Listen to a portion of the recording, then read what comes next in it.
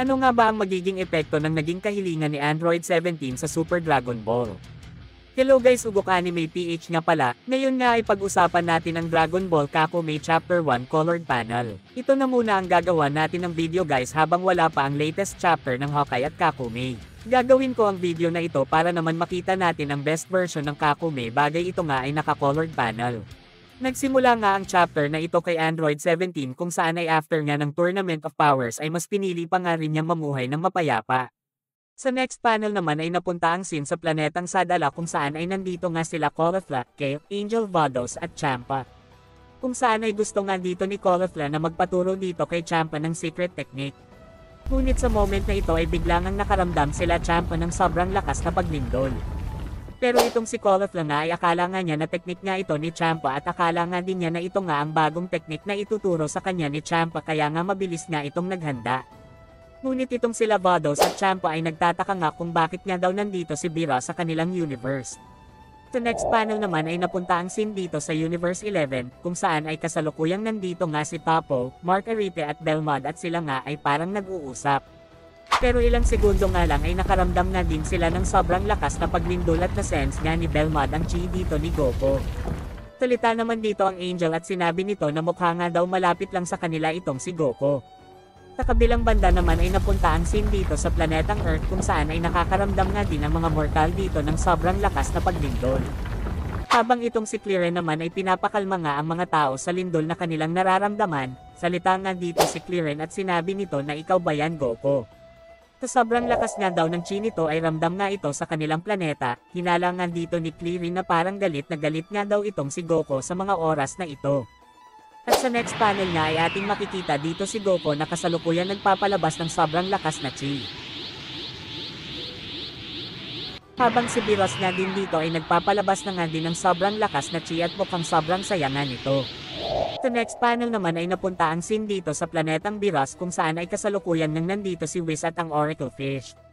At parang nanonood nga ito ng laban nila Biras at Goku. Pero sa moment na ito ay may tumawag nga dito kay Whis. Ito nga ay sila kay Shin. Salita nga ito at sinabi nito kay Whis na pasensya nga daw sa istorbo, pero ang buong universe nga daw ay lumilindol at napay-feel nga daw niya ang chi dito ni Biras at Goku.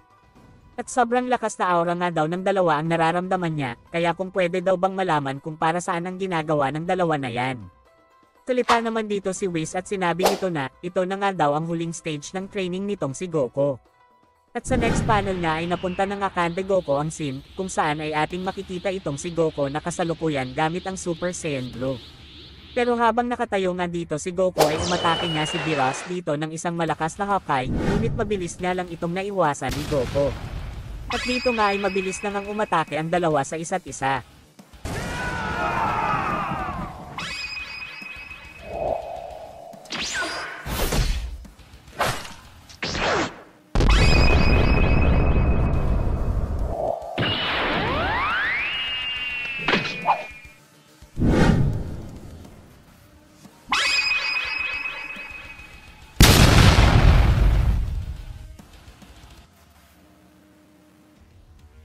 After nga ng pagsabog ay akala nga dito ni Biras na tapos na nga ang laban, pero wala pang ilang segundo ay mabilis nga ditong hinawi ni Goku ang usok na tumatakip sa kanya at mabilis nga itong sumugod mula sa likod ni Biras, at naghanda na nga ito ng sobrang lakas na wave blast na talagang kinagulat dito ni Biras. Mabilis na ngang nirelease ni Goku ang sobrang lakas na wave blast nito na rekta ngang tumaman dito kay Biras dahilan kaya nga ito ay tumalsik ng malayo.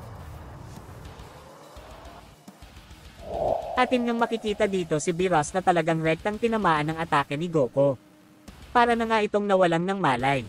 Habang si Goku nga dito ay nakatayo ay wala pang ilang segundo ay may biglang ang kumapit sa mukha niya. Ito nga ay walang iba kung hindi si Biras. At sa moment na ito ay naghanda na nga itong gumamit ng Hawkeye niya na talagang rekta nga nitong ipapangatake sa mukha ni Goku. Pero wala pang ilang segundo ay mabilis naman ditong nawala si Goku at lumipad nga ito papalayo kay Biras. Pero mabilis nga din itong hinabol ni Biras. Sila nga ay napunta kung saan-saan na planeta.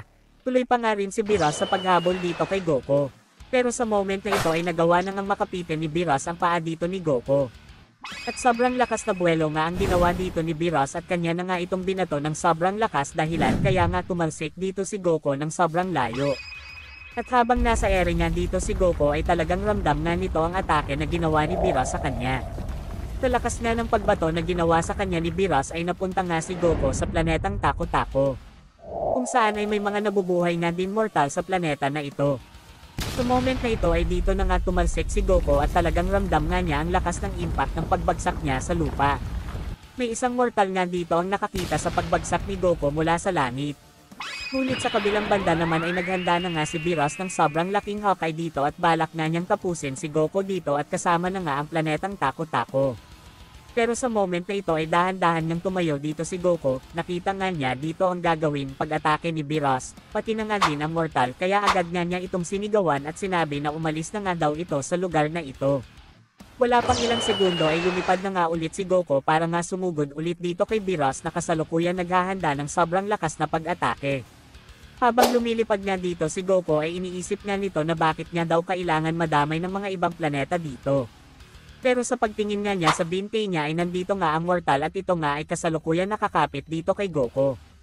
Pero itong si Lord Beerus nga ay nagsalita dito at sinabi nga nito na maghanda ka na Son Goku, at wala pang ilang segundo ay nirelease na nga ni Lord Beerus ang napakalaking Hawkeye na talagang rektang tumama dito kay Goku.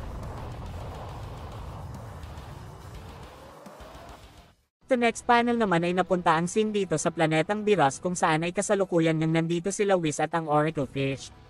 Salita nga dito si Whis at sinabi nito na magtatatlong pang minuto na nga daw ang nakakalipas na magsimula na maglaban itong sila Goku at Beerus.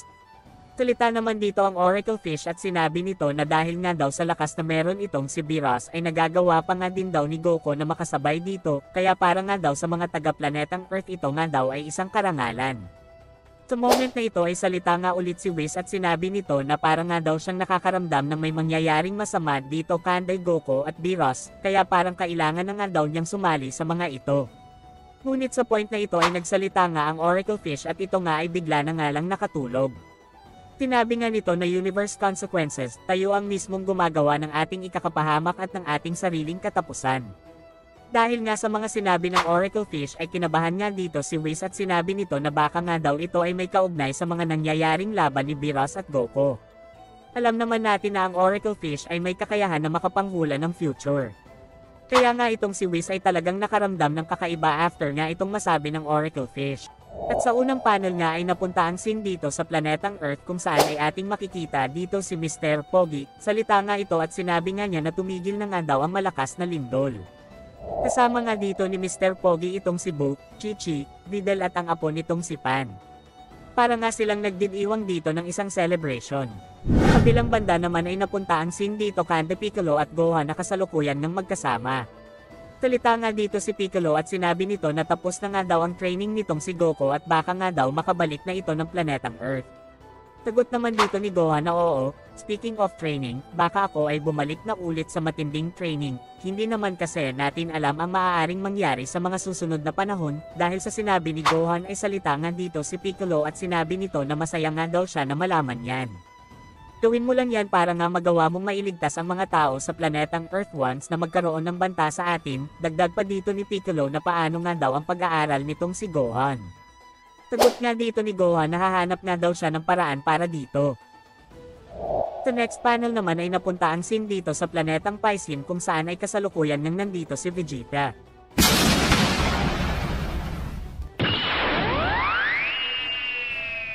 At talagang seryoso nga ito sa training niya para nga maging pinakamalakas na warrior sa lahat. Sa next panel naman ay napunta ang scene dito kanda Goku kung saan ay kasalukuyan nga itong nasan Taco Taco Mon. After nga ng sobrang lakas na atake na ginawa ni Beerus kay Goku ay nagawa nga ng ating bida na mapigilan ito. Salita nga dito si Goku at sinabi nito na kung hindi nga daw niya nagawang mapigilan ang atake dito ni Beerus, ay sigurado nga daw siya na wasak na nga daw ang planetang ito na kung saan ay sobrang daming mortal nga daw ang nabubuhay sa planeta na yon. Sagot nga dito ni Beerus na ganun nga daw talaga, ginagawa nga lang daw niya ang trabaho ng isang God of Destruction. Sa point na ito ay nagsalita nga dito si Goku at sinabi nga nito sa mortal na sumama sa kanya na magiging okay nga lang daw ang lahat kaya wag nga daw itong mag-alala. Ngunit sa mga oras na ito ay nawala na ng malay dito si Goku. Salita nga ulit si Biros dito at sinabi nito na wala pa nga daw mortal ang nakapag-offer sa kanya ng ganitong klase ng laban, kahit nga daw ang mga rare na God of Destruction ay hindi nga daw siya mapilit na gamitin ang ganitong klase ng kapangyarihan. Pero kahit na ganun ay na-reach na nga daw ni Goku ang lakas nito. Pero habang walang malay nga dito si Goku ay naiisip na niya ang mga taong nagbibigay sa kanya lagi ng motivation at dahilan para nga lumaban sa mga pagsubok at mga kahirapan.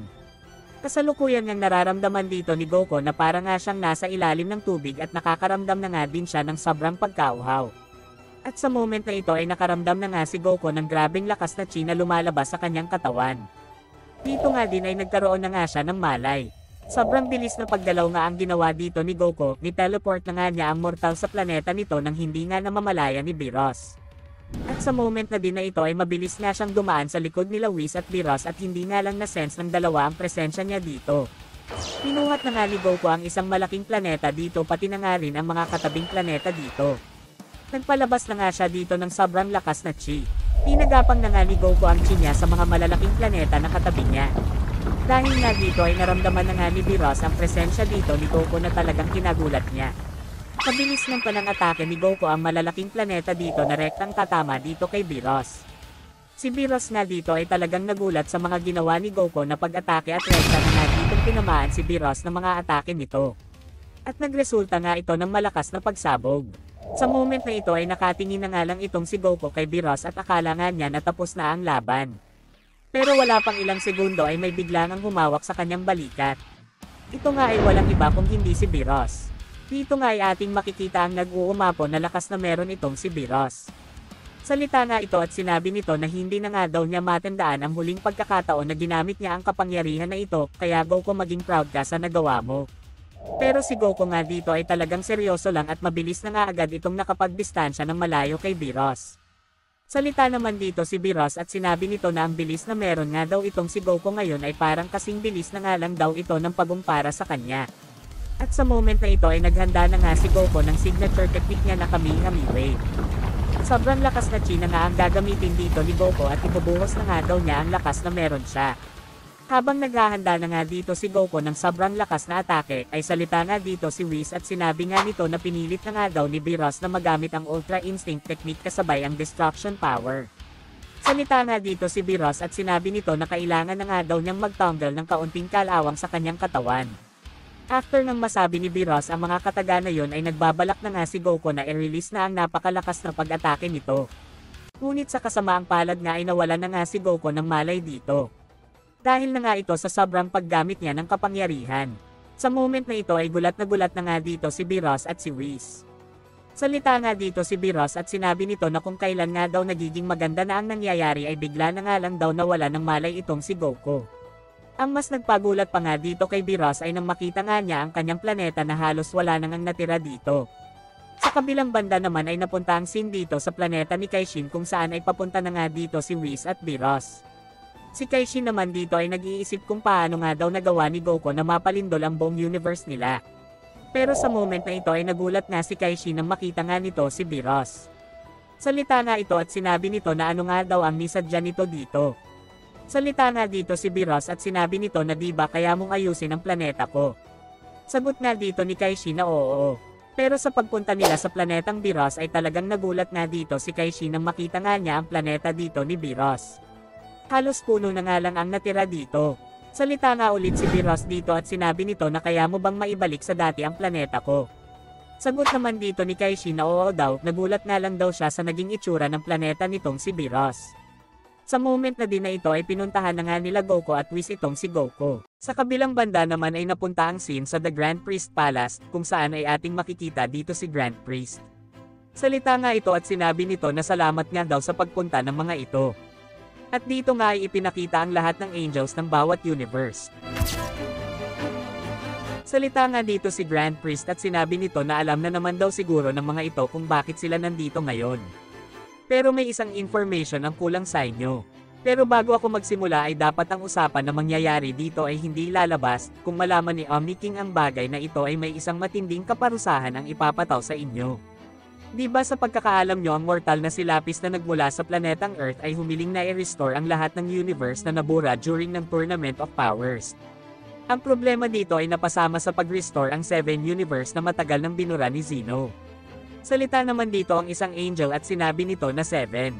Di ba originally na 18 lang ang total ng universe? Sagot nga dito si Grand Priest at sinabi nito na hindi nga daw, hindi ko ito sinabi sa inyong lahat, ang totoo ay meron talagang 19 universe sa multiverse, at ang bumubuo sa bilang na yun ay ang universe 0. Salita nga dito ang ibang angel at sinabi nito na bakit nga daw nito itinago sa kanila ang bagay na yon. Sinabi nga lang dito ni Grand Priest na wala na nga daw siyang nagawa pa about sa bagay na ito. Ngunit sa kalagitnaan ng usapan ng mga angels ay may bigla nang nagsalita. Dapat ko nang nalaman na ang taong tinutukoy niyong ama ay isang duwag, takot harapin ang sarili niyang ginawa sa nakaraan. At dito nga ay ipinakita na nga ang isang misteryosong being. Salita nga dito si Ma ito at sinabi nito na sino ka para sabihan ng ganyan ang aming ama. Agad naman nagsalita dito si Angel Vados at sinabi nito na kumalma nga lang daw itong si Ma ito, sila nga ay mga angels at sila nga daw ay mananatiling neutral sa lahat. Salita nga ulit dito ang misteryosong being at sinabi nito na lumuhod kayong lahat, hindi nyo ba nare-realize kung gaano kayo kahangal? Hindi kita iniwan, hayaan mo akong sabihin ko sa inyo ang lahat ng mga bagay na ginawa ng impostor na yan. At ang misteryosong being nga na ito ay ang Mother of all Angels.